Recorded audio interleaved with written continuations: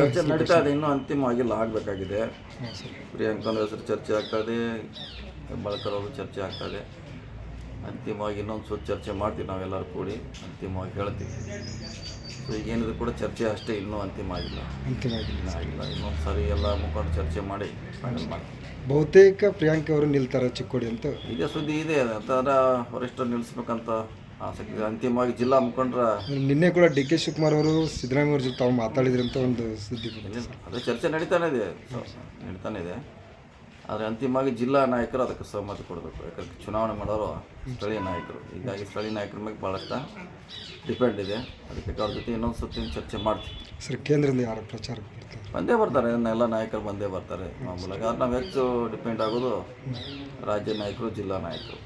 ಬೆಳಗಾವಿ ಜಿಲ್ಲೆ ದೊಡ್ಡ ಪ್ರಮಾಣದ ಸಮಾವೇಶ ಪ್ರೋಗ್ರಾಮ್ ಸಮಾವೇಶ ಮಾಡೇ ಮಾಡ್ತೀವಿ. ಬೆಳಗಾವಿಯಲ್ಲಿ ಒಂದು ಮಾಡ್ತೀವಿ, ಚಿಕ್ಕೋಡಿಯಲ್ಲಿ ಪ್ರತಿ ಸಾರಿ ಏನು ಮಾಡ್ತೀವಿ. ಲೋಕಸಭೆಗೆ ಸರ್ ಬೃಹತ್ ಸಮಾವೇಶ ಮಾಡೇ ಮಾಡ್ತೀವಿ. ಸರ್, ಲೋಕಸಭೆಯಿಂದ ಗೆಲ್ಲುವಂಥ ಅಭ್ಯರ್ಥಿಗಳಿಂದ ಜನರಿಗೆ ಏನು ಆಶ್ವಾಸನೆ ಕೊಡ್ತಾರೆ ಸರ್? ನೋಡೋಣ, ಅದಿನ್ನೂ ಘೋಷಣೆ ಆಗಬೇಕು. ಅಭ್ಯರ್ಥಿ ಆದಮೇಲೆ ಅದಕ್ಕೆ ಆಶ್ವಾಸನೆ ಕೊಡಲಿಕ್ಕೆ ಸಾಧ್ಯ ಆಗ್ತದೆ.